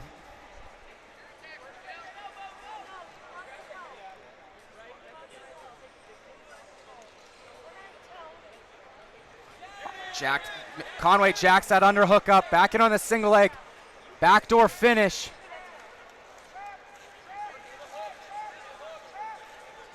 Conway's gonna bring it up to his feet. I guess he looked like he didn't feel too comfortable there. Just trying to force a potentially dangerous call. Get a reset here with 40 to go. You can tell Conway pushing for the major here.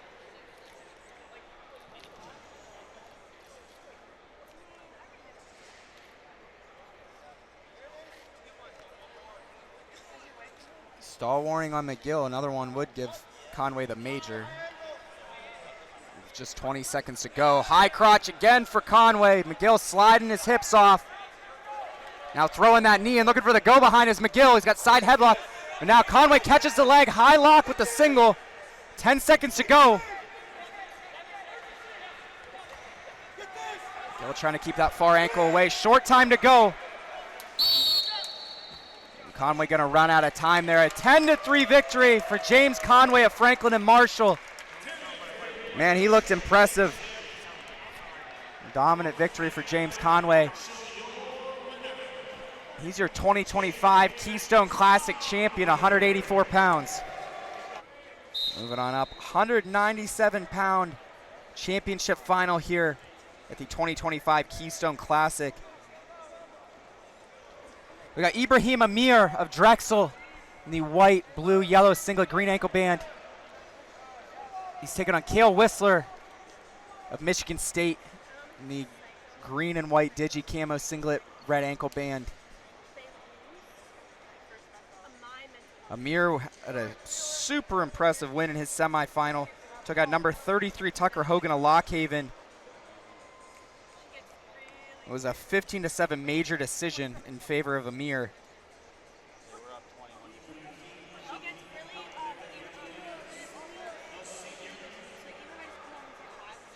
Well, Wisler, the 2 seed at this weight class, defeated Luke Cochran of Central Michigan, won that one 5-4 to get here.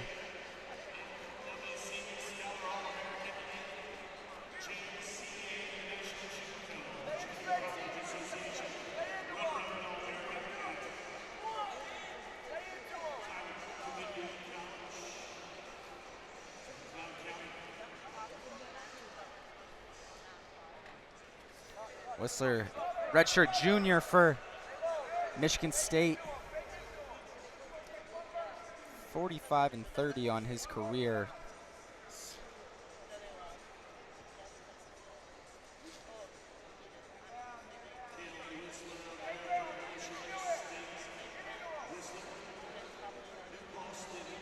Seven and 2 this season is Wisler.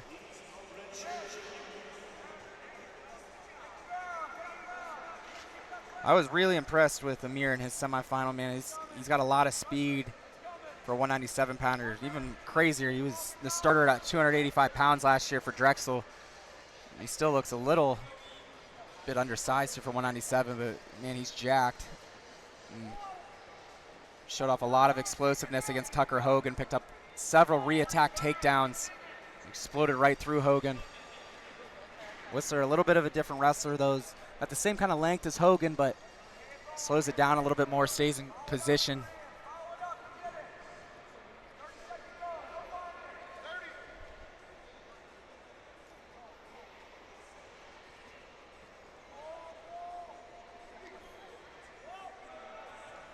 Ameer 7-2 this season as well.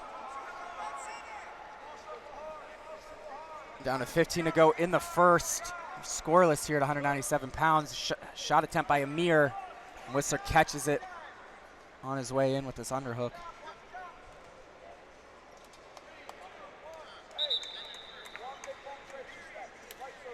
We're scoreless after one here at 197 pounds. Wisler's choice to start the second. He's going to defer. Ameer's going to go down.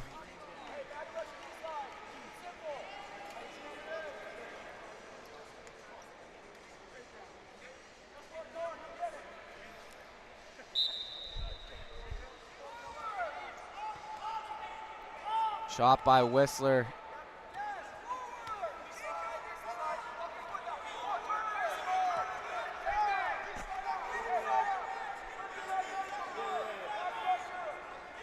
Ameer to control the wrist and get up to his feet, but Wisler is keeping a lot of pressure forward, bringing Ameer down.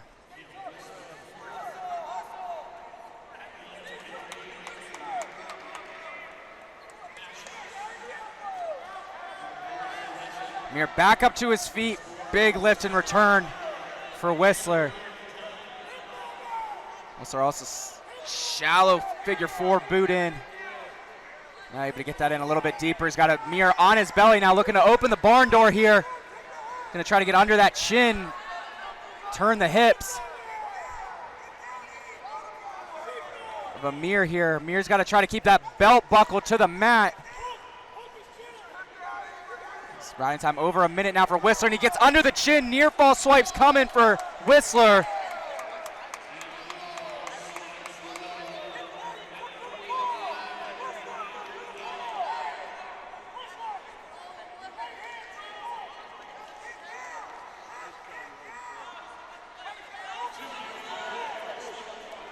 Only two near fall there for Wisler. It's going to make it 2-0. So we're under 30 seconds to go here, but Wisler going right back to it, going to get those hips turned. Now going to that bow and arrow position, taking that foot to the head. He's going to get the 4 full allotment here. We're down to 10 seconds to go in the second period. And with this 4 near fall coming, that's going to make it 6-0 in favor of Wisler as we head to the third. He also has 2 minutes of riding time.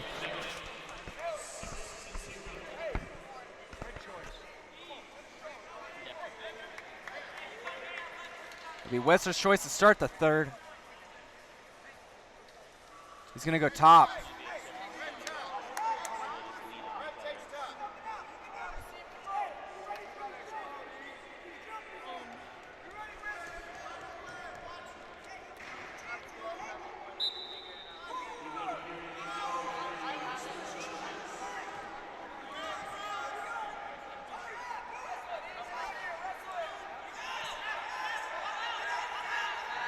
On those left or right foot laces is Ameer, trying to get his hips loose, but Wisler able to recover now, settles back up on top.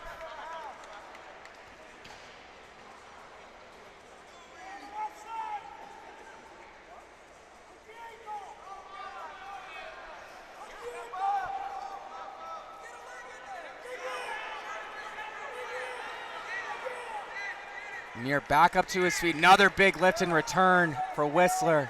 You can see why he chose top in this third period, man. He put a lot of work in that second period and looks ultra confident in the top position.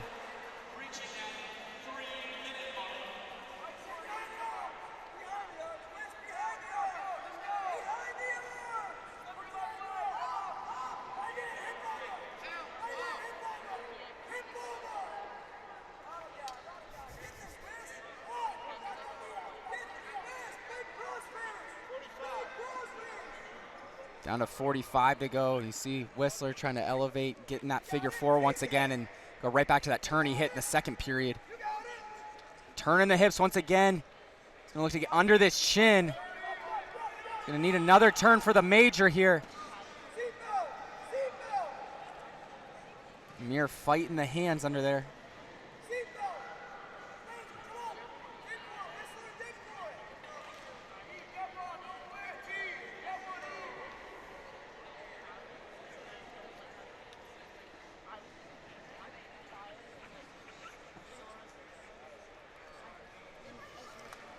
Looks like that's going to do it, though.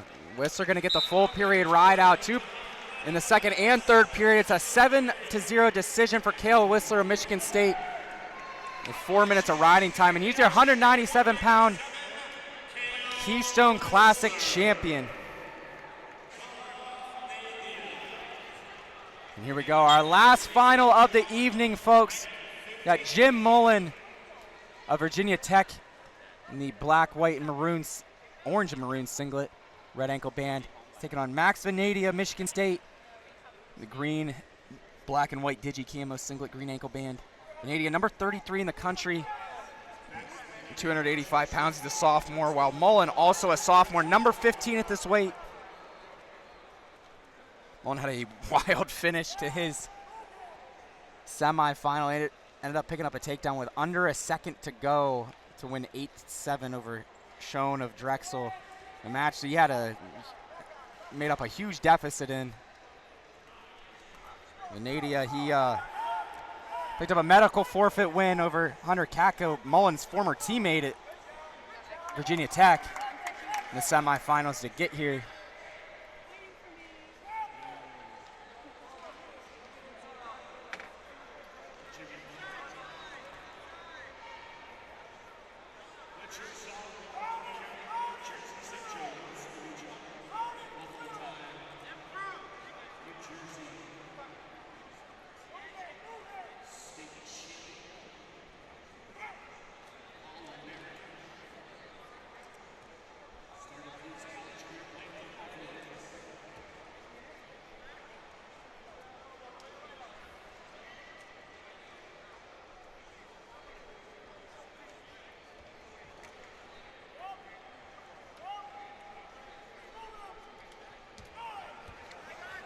Shot attempt there by Mullen, not able to get there.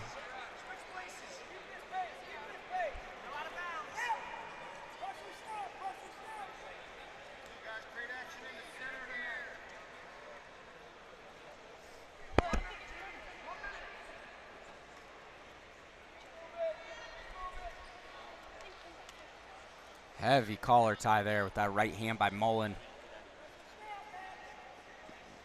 One was a huge recruit out of high school, I believe class of 2023. Number 1 in the weight, and went to Virginia Tech, played football and wrestled as well, but I think he's all in on just the wrestling now. He wants to hone in on this, accomplish his goals. As you see him go to that, drops to that kind of standing single leg, now switches to head outside. Looking to cut double, goes backside. Kind of windshield wiper, gets his head across, and he goes up 3-0. 15 seconds to go in this first. And Tonelli in the corner telling Mullen, get this ride out.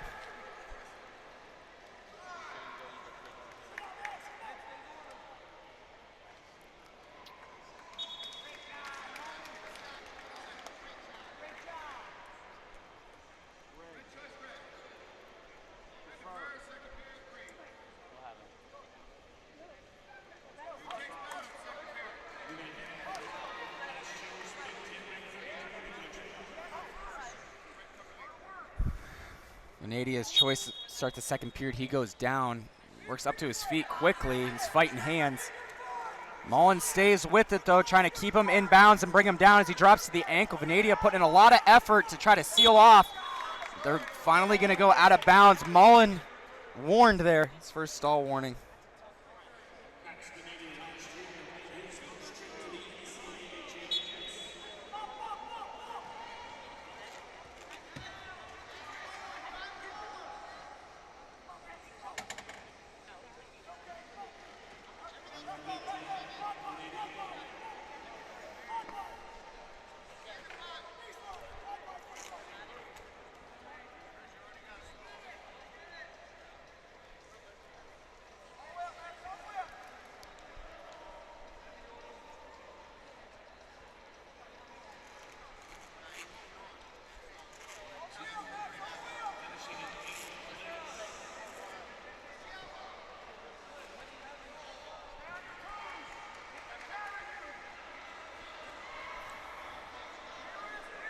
Working on wrists is Mullen. Just, you can tell, really committed to this ride in the second period. As his coaches told him. You see Mullen compete quite a bit this year already too, man. He wrestled at Southeast Open, wrestled at the National Collegiate Duels last week. We saw a lot of Virginia Tech starters not compete in this tournament, so props to Mullen. You can tell really trying to work on stuff, get better early on in this season.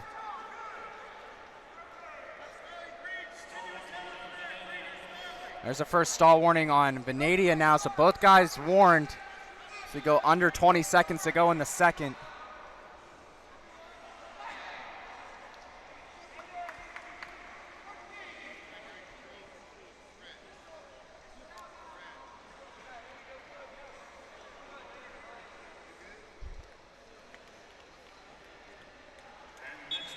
And that'll do it for the second period. It's Mullen's choice to start the third. He's going to go down. Leads 3-0 with 2:20 a riding time. See what Vanadia has in store for this third period, man. Not really a whole lot going for him right now. So he gets set on top.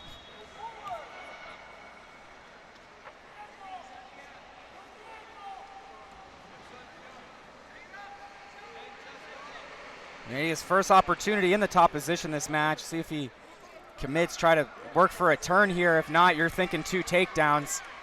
And he's going to push Mullen away. That's going to extend it to 4-0. Riding time sitting at 2 minutes for Mullen, so almost locked at this point.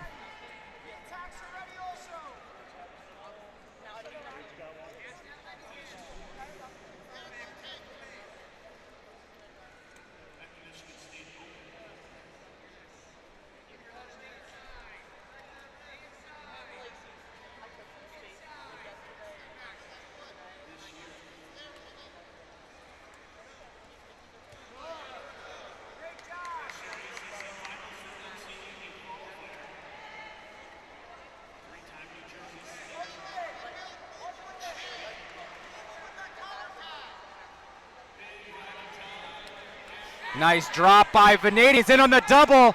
There's the takedown. It's 4-3 now. Riding time locked for Mullen, so 5-3. Vanadia's got to cut and go for another takedown. Essentially 6-3 now at the escape from Mullen. A takedown ride out here could force overtime for Vanadia. We got 30 seconds to go.